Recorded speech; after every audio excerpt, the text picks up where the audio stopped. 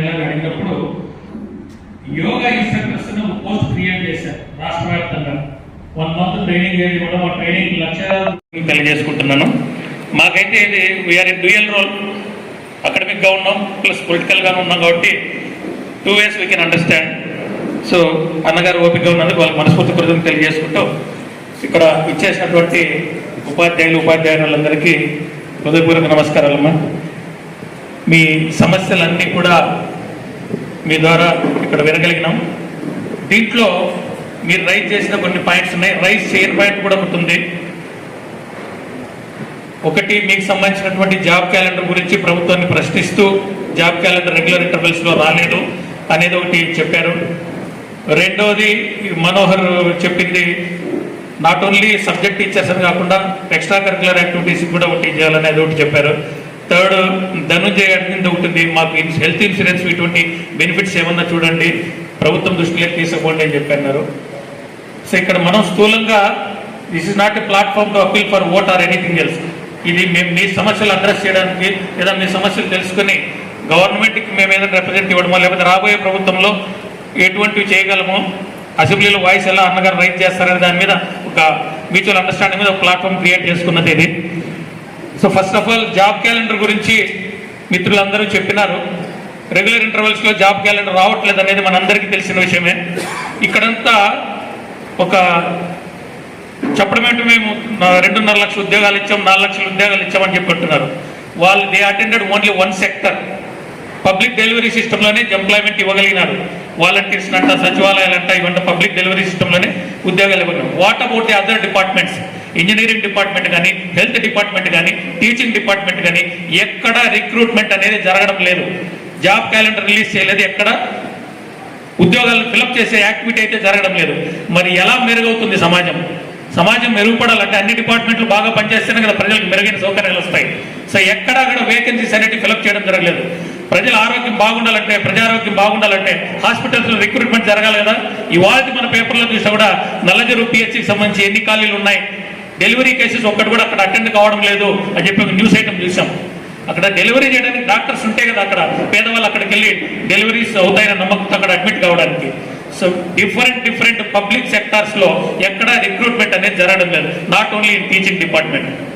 ఇప్పుడున్న ప్రభుత్వానికి నేను చెప్పేది ఒకటే, వై నాట్ 175 అనే బదులు why not this happened in this sector అని క్వశ్చన్ చేసుకోవాలి. మనం ఉన్నది ఎడ్యుకేషన్ సెక్టర్లో ఉన్నాం. మీరంతా ఎడ్యుకేషన్ సెక్టర్లోనే చూస్తే నాడు నేడు లక్షలాది కోట్ల డబ్బులు ఖర్చు పెడుతున్నారు. లక్షలాది కోట్ల డబ్బులు ఖర్చు పెట్టి నాడు నేడు కొంత చేస్తున్న బిల్డింగ్లు కోలుగొట్టి కొత్తగా కడుతున్నారు, పెయింటింగ్లు వేస్తున్నారు, వెల్ కలర్ఫుల్గా ఉంది. ఎందుకు 25 లక్షల మంది విద్యార్థులు ప్రభుత్వ స్కూల్ నుంచి డ్రాప్ అవుట్ అయ్యి ఈ అకాడమిక్ ఇయర్ బిగినింగ్లో ప్రైవేట్ స్కూల్స్లో చేరినారు? దాన్ని క్వశ్చన్ చేసుకోండి. వై నాట్ 175 కాదు. అంత పెట్టుబడి మీరు పెడుతున్నా కూడా లక్షలాది మంది విద్యార్థులు ప్రభుత్వ స్కూల్ నుంచి ఎందుకు డ్రాప్ అవుతున్నారు? దాన్ని క్వశ్చన్ చేసుకోవాలి. పోనీ ప్రభుత్వ స్కూల్స్ ఉన్నా సరిగా మనుగడలో ఉండగలుగుతున్నాయంటే ఈ 4.5 సంవత్సరాల పరిపాలన కాలంలో 4,700 ప్రైవేట్ స్కూల్స్ అన్నా బాగున్నాయి అనుకుంటే 4,700 ప్రైవేట్ స్కూల్స్ మూతపడినాయి. బికాస్ ఈ అర్థం పర్థం లేని నియమ నిబంధనలన్నింటినీ మార్చి ఏదో రిఫార్మ్స్ చేస్తున్నాం అనుకునే బ్లైండ్నెస్ ముందుకెళ్లడంతో చిన్న స్కూల్స్ అంటే స్థానికంగా చిన్న మండలాల్లో ఉపాధిని కల్పిస్తున్నటువంటి చాలా చిన్న స్కూల్స్ 4,700 స్కూల్స్ మూతపడిపోయినాయి. గవర్నమెంటే ఇంటెన్షనల్గా ఎయిడెడ్ స్కూల్స్ని మూసేసింది. దాని మూలంగా ఎంతమంది నిరుద్యోగులు రోడ్డు మీద పడ్డారో ఈ ప్రభుత్వానికి అర్థం కాదు. ఎందుకంటే they don't have constructive idea towards development. వాళ్ళ దగ్గర ఉన్నది డిస్ట్రక్టివ్ స్ట్రాటజీ, డిస్ట్రక్టివ్ మెకానిజమే ఉంది. వేరే సెక్టర్లో తీసుకున్నా కూడా, అటు ప్రైవేట్ సెక్టర్లు కానీ వేరే సెక్టర్స్లో ఎక్కడ తీసుకున్నా కూడా ప్రభుత్వం మేమేదో రీఫార్మ్స్ చేస్తామని అనుకుంటారు కానీ ఎక్కడా కూడా డెవలప్మెంట్ అనేది కనపడడం లేదు. వాళ్ళు అనుకున్న ఎయిమ్ వాళ్ళు రీచ్ కాలేకపోతున్నారు. ఉపాధి రంగం ఇప్పుడు మామూలుగా మనం చూసాం తెలుగుదేశం ప్రభుత్వంలో we have seen some wonders. మనం రాష్ట్రం విడిపోయిన తర్వాత 2 తెలుగు రాష్ట్రాలు ఏర్పడి ఆంధ్రప్రదేశ్ సపరేట్ అయినప్పుడు మనం చాలా హీనమైన పరిస్థితిలో ఉన్నాం. నో రెవెన్యూ, డెవలప్మెంట్ లేదు, రెవెన్యూ లేదు, డెవలప్ చేసుకోవడానికి రెవెన్యూ లేదు. మనమైతే పొరపాటు చేస్తున్నాం. 14 to 19లో మనం చూస్తే చిన్న ల్యాబ్ టెస్ట్ పక్కన పెడితే మన కళ్ళెదురుగానే కియా కనపడతా ఉంది. ఒక వండర్. దానికి మీరంతా తప్పట్లు కొట్టాలి. ఒక వండర్ కియా వస్తే మొన్న చంద్రబాబు నాయుడు గారు చెప్పారు, అక్కడ పెనుగొండలో మీటింగ్ జరిగింది, చూస్తే ఎటు చూసినా డెవలప్మెంట్ ఉంది. దానివల్ల వచ్చింది 12 లక్షల కార్లు అక్కడ ఉత్పత్తి అయినాయంటే 12 లక్షల కార్లు ఒక్కొక్క కారు 10 లక్షల రూపాయలు అనుకుంటే 1,20,000 కోట్ల వస్తు ఉత్పత్తి అనేది అక్కడ జరిగింది. అంత ఉత్పత్తి అక్కడ జరిగిందంటే ట్యాక్స్ రూపంలో రాష్ట్రానికి ఎంత ఆదాయం వచ్చి ఉంటుంది, మన రాష్ట్ర రెవెన్యూ పెరుగుతుందా పెరిగిండదా? ఇన్ అడిషన్ టు దట్ 50,000 ఉద్యోగాలు అక్కడ జనరేట్ అయినాయి. 50,000 ఉద్యోగాలు అక్కడ జనరేట్ అయితే 50,000 మంది ఉద్యోగులు ఉండడానికి 50,000 ఇల్లు కావాలా? నిర్మాణ రంగం డెవలప్ అయింది, స్థిరాస్తి రంగం డెవలప్ అయింది. 50,000 ఇళ్ల నిర్మాణం అక్కడ జరిగితే కార్పెంటర్కి పని ఉంటుంది, వెల్డర్కి పని ఉంటుంది, ప్లంబర్కి పని ఉంటుంది, ఎలక్ట్రీషియన్కి పని ఉంటుంది, కూరగాయలు అమ్మేవాడికి పని ఉంటుంది, పాలమ్మే వాళ్ళకి పని ఉంటుంది. ఇది కదా ఉపాధి కల్పించడం అంటే, ఇది కదా డెవలప్మెంట్ అంటే. మరి అటువంటి వండర్స్ మనం ఇప్పుడు చూడగలుగుతున్నామా? చాలా దౌర్భాగ్యమైన స్థితి ఏంటంటే, ఒక పెద్ద మాల్ వచ్చింది అనుకోండి, ఒక రీటైల్ మాల్, మెట్రో లాంటి పెద్ద మాల్ వచ్చేసింది అనుకోండి, రోడ్ల మీద కూరగాయలు అమ్ముకునే వాళ్ళు కుదేలు అవుతారు, బండ్ల మీద పండ్లు అమ్ముకునే వాళ్ళు కుదేలు అవుతారు, ఈ చిన్న చిన్న ప్లేయర్స్ అంతా మాయమవుతారు. దౌర్భాగ్యం ఏంటంటే ఇప్పుడు ప్రజలకు ఉపాధి ఇవ్వాల్సినటువంటి ఈ ప్రభుత్వము ఒక రీటైల్ మాల్ లాగా కార్పొరేట్ స్ట్రాటజీతో చిన్న చిన్న పల్లెల్లో జరిగే వ్యాపారాలు కూడా ప్రభుత్వం దిగిపోతుంది, వీళ్ళని మూసేస్తుంది, ఉపాధి కల్పించకుండా వాళ్ళ బ్రతుకుని చిత్రం చేస్తుంది. మన ఏట్లో ఇసుక ఎవరు అమ్ముకుంటున్నారు? ప్రభుత్వం అమ్ముతుంది. మన ఊర్లో తాగే క్వార్టర్ ఎవరు అమ్ముకుంటున్నారు? ప్రభుత్వం అమ్ముతుంది. మన కొండలో ఉండే మట్టి కూడా మనం తీసుకోలేని పరిస్థితిలో మనం ఉన్నాం. మామూలుగా మనం చూస్తాం, తగ్గించాల్సింది సినిమా టికెట్ల రేట్ల, ఎగ్జామ్ ఫీజుల 250 రూపాయలు ఉన్న డిఎస్సి ఫీజు 750 రూపాయలు చేస్తారు. మళ్ళీ దాంట్లో టెట్కి సపరేట్ ఫీజు, డిఎస్సిలో మళ్ళీ దీనికి సపరేట్ ఫీజు, డిఎడ్కి ఒక ఫీజు, బీఎడ్కి ఒక ఫీజు, దాదాపు 3,000 నుంచి 4,000 ఒక్కొక్క నిరుద్యోగి ఖర్చు పెట్టుకోవాల్సిన పరిస్థితి ఏర్పడింది. మరి తగ్గించాల్సిన సినిమా టికెట్ల రేట్ల, ఎగ్జామ్ ఫీజులా? తగ్గించాల్సిన సినిమా టికెట్ల రేట్ల, కరెంట్ ఛార్జీలా? తగ్గించాల్సింది సినిమా టికెట్ల రేట్ల. ఏప్రిల్లో సార్వత్రిక ఎన్నికలు జరగబోతున్నాయి. ఆ సార్వత్రిక ఎన్నికల నిర్వహణలో భాగంగా ఒక పార్టీ అభ్యర్థిగా మిమ్మల్ని కలవడానికి ఒక ఆత్మీయ సమ్మేళనం వేదికను ఏర్పాటు చేసి ఇక్కడ ఆహ్వానించి మీతో వేదిక పంచుకోవడానికి, మనసు పంచుకోవడానికి, ఆలోచనలు పంచుకోవడానికి అవకాశం కల్పించిన ప్రతి ఒక్కరికి, అదేవిధంగా వేదిక మీద ఉన్నటువంటి సోదరులు పవన్ గారికి, అనిల్ గారికి, మరొక సోదరులు శంకర్ గారికి, పాత్రికేయ మిత్రులకి, విచ్చేసినటువంటి అధ్యాపక బృందానికి అందరికీ కూడా పేరు పేరు నమస్కారాలు. వక్తలందరూ చెప్తా ఉన్నారు, యాక్చువల్గా ఎక్కడ అరైవ్ అవుతున్నాం మనకు అర్థం కాల. Different people they have different perception towards the life and the profession. ఒక్కొక్కరి వృత్తి పట్ల ఒక్కొక్క రకమైనటువంటి దృక్పథం ఉంది, ఒక్కొక్క రకమైనటువంటి ఆలోచన ఉంది, మిక్సప్ అవుతాయి ఐడియాస్. ఒక డ్యాన్స్ మాస్టర్ వస్తాడు, మాకు డ్యాన్స్ ప్రోగ్రామ్ పెట్టిండి అంటాడు. This is not the thing. యాక్చువల్గా ఒక ప్రభుత్వం ప్రజాస్వామ్యంలో ఆ ప్రభుత్వాధినేతగా ఒక ముఖ్యమంత్రి ఉంటాడు. ఒక ముఖ్యమంత్రి అనేవాడికి, ఒక మంత్రి అనేవాడికి, ఒక ఎమ్మెల్యే అనేవాడికి, ఒక సర్పంచ్ అనేవాడి ఆలోచన విధానం ఎప్పుడు కూడా సమాజం పట్ల ఒక దైవ కార్యం చేస్తున్నాం, వీళ్ళందరూ మా బిడ్డలనే ఆలోచన ఉన్నప్పుడే మంచి జరుగుతుంది. అట్లా కాకుండా వీళ్ళంతా ఓటర్లు, వీళ్ళు ఓటర్లుగా మాత్రమే మేము చూడాలా. వచ్చే 5 సంవత్సరాల మధ్య కాలంలో ఒక 2-3 లోకల్ బాడీ స్థానిక సంస్థల ఎన్నికలు వస్తాయి, అప్పుడు ఓటేయించుకోవాలా. 5 ఏళ్ల తర్వాత మళ్ళీ ఓటేసేటువంటి ఒక వ్యవస్థ ఉంది మనకి, ప్రజాస్వామ్య వ్యవస్థ. ఆ 5 సంవత్సరాల తర్వాత మళ్ళీ వీళ్ళని ఓటర్లుగా ఓటేయించుకోవడం ఎట్లా అనే ఆలోచనతో పరిపాలన కొనసాగిస్తే ఏదైతే అనర్థాలు జరుగుతాయో, గడిచిన 4 సంవత్సరాల 8 నెలల పరిపాలనలో జగన్మోహన్ రెడ్డి గారు అక్షర సత్యం పొల్లుపోకుండా అమలు చేసినటువంటి పరిపాలనా విధానమే ఇటువంటి కష్టాలకు కారకుడైనాడని చెప్పేసి నేను బలంగా నమ్ముతాను. అది ఈ రోజున మొదలవల. వీళ్ళ తండ్రి గారు స్వర్గీయ దివంగత నేత మహానేత రాజశేఖర రెడ్డి గారు అంతో ఇంతో ఆయన కొద్ది పాపం కష్టాలలో నుంచి పెరిగినాడు కాబట్టి, నాయకుడిగా కష్టాలు చూసినాడు కాబట్టి కొద్ది వరకు మనసుతో ఆలోచన చేయగలిగినాడు. కానీ end of the day second consecutive election as a chief minister of ఆంధ్రప్రదేశ్గా ఆయన ఎదుర్కోబోయేటప్పుడు కూడా ఎప్పుడు కూడా నేను ఇన్ని పెన్షన్లు ఇచ్చినాను, ఇన్ని ఇళ్ళు ఇచ్చినాను, ఇంతమంది ఓటర్లు ఉన్నారు, దీనిలో నాకు వీళ్ళు ఓట్లు వేస్తారనే ఆలోచన ఉంది. అది కాదు. ఈ ప్రపంచంలో, ఈ సమాజంలో శాశ్వతమైన ప్రక్రియ మార్పు అనేది మాత్రమే. నేను కాదు, మీరు కాదు. ఈ మార్పు అనేది సవ్య దిశలో పోవాలనే ఆలోచన అనేది పాలకులకు ఉండాల్సినటువంటి అవసరం ఉంటుంది. ఈ రోజున ప్రైవేట్ టీచర్స్ని అడ్రస్ చేయాలి మేము. ప్రైవేట్ టీచర్స్కి ఒక కష్టం ఉంది. ప్రైవేట్ టీచర్స్ కష్టం ప్రైవేట్ టీచర్స్కి ఉంది, గవర్నమెంట్ టీచర్స్ కష్టం గవర్నమెంట్ టీచర్స్కి ఉంది. మీకు ఈ రోజున మాకు ఎన్నికల సమయం వచ్చేసింది కాబట్టి మీ కాళ్ళకు కడియాలు పెడతాం, నడుము కొడ్డానం పెడతాం, ముక్కు పుల్లు పెడతామని చెప్పేసి వెళ్ళిపోవచ్చు మేము. But they are not practical. ఒకటి మాత్రం ఈ వేదిక మీద నుంచి హామీ ఇవ్వగలుగుతాం. గడిచిన 4 సంవత్సరాల 8 నెలల పరిపాలనలో జగన్మోహన్ రెడ్డి అధ్యాపక బృందానికి, అధ్యాపక వృత్తిలో ఉన్నటువంటి ఒక సమాజానికి ఏవైతే కష్టాలు మిగిల్చినాడో అటువంటి కష్టాలు అయితే మేము ఇవ్వం. బ్రాందీ షాపుల దగ్గర బ్రాందీ షాపులు నిర్వహించుకోవడం ప్రభుత్వ టీచర్లకి, అదే రకంగా ప్రభుత్వ స్కూల్లో పోయేసి బాత్రూములు గడగడం, ఇవన్నీ ఈ పనులు అయితే మేము తెలుగుదేశం ప్రభుత్వం ఏర్పడితే మాత్రం ఖచ్చితంగా చేయనీయం మా ముఖ్యమంత్రి గారికి చెప్పినా. అంతేకాకుండా జీవితంలో మార్పులు అనేటివి ఒక్కొక్క ఆలోచన విధానం ఉంటుంది.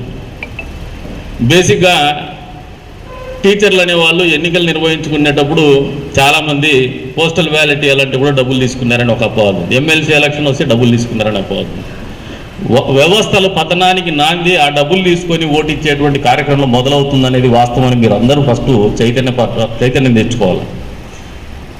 ఆ 2000, 3000, 5000 డబ్బులు ఇస్తారు. ఎప్పుడైతే మిమ్మల్ని చూడాల్సినటువంటి కోణం పాలకులకి మా బిడ్డలు రా వీళ్ళకి మేము బాగా చూసుకోవాలా, మా ఇంట్లో మా భార్యనో పిల్లలను ఏ రకంగా చూస్తామో వీళ్ళందరినీ అదే రకంగా ప్రేమగా చూసుకోవాలా, వీళ్ళ జీవితాల్లో కష్టాలు రాకుండా చూసుకోవాలా, వీళ్ళ జీవితంలో ఫ్రస్ట్రేషన్లో డిప్రెషన్లో ఉన్నటువంటి పిల్లలు మత్తులో పోతే జాతి నిర్వీర్యమవుతుంది, దేశం నిర్వీర్యమవుతుంది, రాష్ట్రం నిర్వీర్యమవుతుంది, ఈ ప్రాంతం నిర్వీర్యమవుతుందనే కనీస అవగాహన లేనటువంటి వ్యక్తి ముఖ్యమంత్రిగా ఉన్నాడు. ఈయన ఆలోచన విధానం వల్ల ఒకటే, డబ్బు సంపాదించు మళ్ళీ డబ్బు ఖర్చు పెట్టు ఎన్నికల్లో గెలువు. దీనికి నాంది కానీ, ఆలోచనకు నాంది కానీ మనలోనే మొదలు కావాలనే ఆలోచన విధానం అనేది కూడా మీరందరూ కూడా గుర్తెరగాలని చెప్పేసి కూడా ఈ సందర్భంగా తెలియజేస్తున్నాను.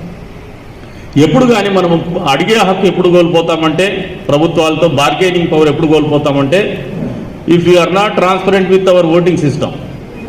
మనము పారదర్శకత అనేది మన ఓటింగ్ సిస్టంలో లేనప్పుడు, మనం ఓటు వేసేటప్పుడు పారదర్శకంగా నిజాయితీగా 5 ఏళ్ల నా జీవితాన్ని ఒక అగ్రిమెంట్ చేసి నా సర్వ హక్కుల్ని, ప్రాథమిక హక్కుల్ని టేక్ కేర్గా ఒక ప్రభుత్వానికో ఒక పార్టీకో అప్పచెప్పబోతున్నామనే ఆలోచన ఎప్పుడైతే మనం మర్చిపోతున్నామో అక్కడే విపరీతమైనటువంటి ధోరణులు మొదలవుతా ఉన్నాయి, అక్కడే అణిచివేత గురవుతున్నాం, అక్కడే మన హక్కుల్ని కోల్పోతున్నాం, మన ఆశల్ని అణిచివేయబడతా ఉన్నాయి అనేది కూడా మీరు అందరూ గ్రహించమని చెప్పేసి కూడా ఈ సందర్భంగా కోరుతా ఉన్నాను.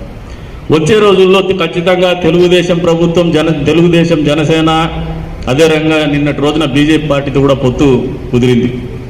బీజేపీ పార్టీతో పొత్తు కుదరడంలో కూడా ఒక ఆలోచన ఉంది. ఫెడరల్ సిస్టంలో ఇవాళ రేపు ఉన్నటువంటి రుగ్మతలు కూడా కొన్ని ఉన్నాయి. ఫెడరల్ సిస్టంలో ఎంతైతే అందం ఉందో అదే రకంగా కొన్ని రుగ్మతలు కూడా ఉన్నాయి. కేంద్ర ప్రభుత్వంతో సఖ్యతగా లేనటువంటి రాష్ట్ర ప్రభుత్వాల్ని అనేక రకమైనటువంటి ఇబ్బందులు పెట్టేటువంటి కార్యక్రమం నిరంతరం జరుగుతూనే ఉంది భారతదేశ ఫెడరల్ సిస్టంలో. మరి అటువంటి పరిస్థితుల్లో మళ్ళీ ఈ రోజున అన్ని రకాలుగా అప్పుల పాలైనటువంటి ఈ రాష్ట్రంలో మళ్ళీ నిరుద్యోగ యువతకు ఉద్యోగ అవకాశాలు కావాలన్నా, ఏదైనా సంక్షేమం కూడా అమలు కావాలన్నా, అభివృద్ధి అనేది కుంటుపడినటువంటి అభివృద్ధి కాదు, కుంటుపడలేదు, అసలు పూర్తిగా అడుగంటిపోయింది అభివృద్ధి అనేది. ఈ అభివృద్ధి మళ్ళీ చిగురింపజేయాలన్నా, అడుగులు ముందుకేయాలన్నా కూడా కేంద్ర ప్రభుత్వంతో సఖ్యతగా ఉండాల్సినటువంటి అవసరం ఖచ్చితంగా ఏర్పడబోయేటువంటి ప్రభుత్వానికి ఉందనేది వాస్తవం అని మీరందరూ కూడా తెలుసుకోమంటున్నారు. మీరు 10 మందికి తెలియజెప్పని చెప్పేసి కూడా కోరుతూ ఉన్నారు.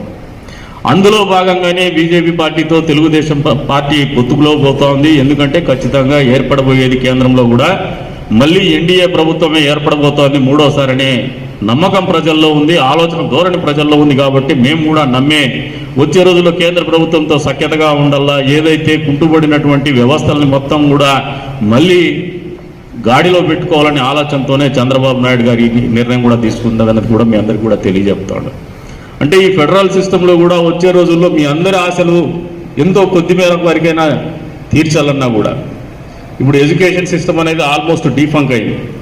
ప్రైవేట్ స్కూల్స్లో కరోనా టైంలో అయితే జీతాలు ఇవ్వాల, ఆయన అయితే తిండి గింజలు మీకు ఇవ్వగలిగినాడేమో, నిత్యావసర వస్తువులు ఇవ్వగలిగినాడేమో, కానీ ఏదైతే ఆ రోజు మీ భయం అనేది కరోనాను చూసి భయపడి ఉండేటువంటి పరిస్థితుల్లో జీతం రాలేదనే భయం తక్కువగా ఉంది.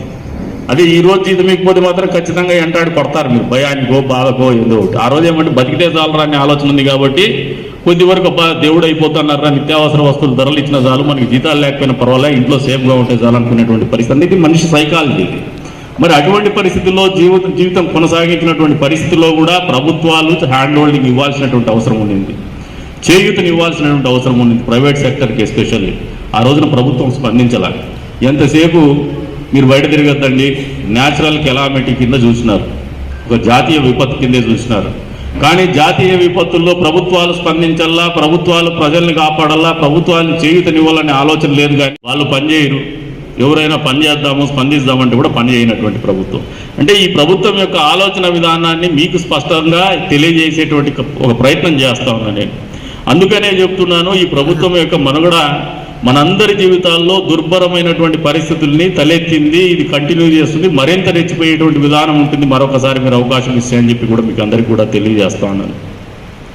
ఏదైతే దాదాపు సుదీర్ఘకాలం పాటు నేను మాట్లాడినప్పుడైనా కొన్ని అంశాలు మీకు అర్థమవుతూ ఉంటాయి, ఎందుకంటే చదువుకున్నటువంటి విజ్ఞులు కాబట్టి. అది అసలు ఈ మనిషికి ఈ సమాజం పట్ల అవగాహన ఉందా లేదా, సమాజంలో ఉన్నటువంటి వివిధ వర్గాల జీవన విధానం పట్ల కానీ, వాళ్ళ సమస్యల పట్ల కానీ, వాళ్ళ ఆలోచన విధానం పట్ల కానీ అవగాహన ఉందా లేదా అనేటువంటి ఒక ఆలోచన అయితే ఈ 2-3 నిమిషాలు 4 నిమిషాలు మాట్లాడినప్పుడైనా మీకు కొద్దివరకైనా అర్థమైంటుందని చెప్పేసి సందర్భంగా తెలియజేస్తాను. సుదీర్ఘకాలం పాటు ఉన్నటువంటి 20 ఏళ్ల పాటు రాజకీయాల్లో ఉన్నటువంటి వ్యక్తిగా మీ అందరికీ అప్పీల్ చేస్తూ ఉంటాం. ఈసారి తప్పు చేయొద్దండి, అవకాశాన్ని కోల్పోద్దండి.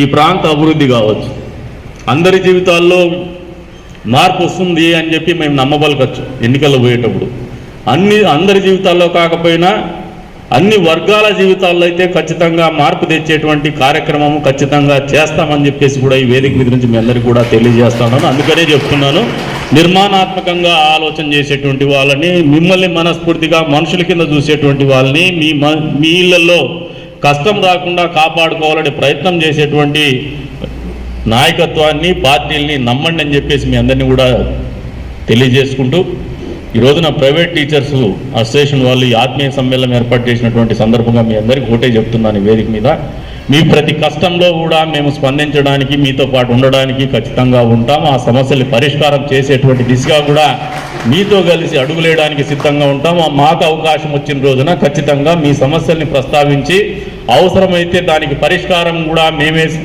చేసే విధంగా అవకాశాలను కూడా మలుచుకునేటువంటి దిశగానే ఆలోచన చేస్తామని చెప్పేసి మీ అందరికీ కూడా వేదిక మీద నుంచి తెలియజేసుకుంటూ, ఈ రోజున అవకాశం ఇచ్చిన మీ అందరికీ పేరు పేరున ధన్యవాదాలు తెలుపుకుంటూ సెలవు తీసుకుంటున్నాను. జై హింద్.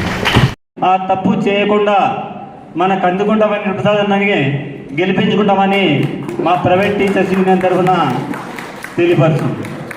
అందరూ బాధితులు ఉన్నారు. 2.5 లక్షల రూపాయల ట్రైనింగ్కి డబ్బు కట్టి మధ్యవర్తులకి ట్రైనింగ్ తీసుకొని జాబ్ రాని వాళ్ళు ఉన్నారు. జాబ్ వచ్చారంటే అపాయింట్మెంట్ లెటర్ ఇచ్చారు, స్కూల్స్లో వర్క్ చేశారు, వాళ్ళు గవర్నమెంట్ స్కూల్స్లో జీతాలు రాని వాళ్ళు ఉన్నారు ఇంతవరకు కూడా. ఆ సమస్యను కూడా రాబోయే రోజుల్లో తెలుగుదేశం పార్టీ అడ్రస్ చేస్తుందని చెప్పినేసి సభాముఖంగా అన్నదాన్ని నేను ప్రామిస్ చేస్తున్నాను.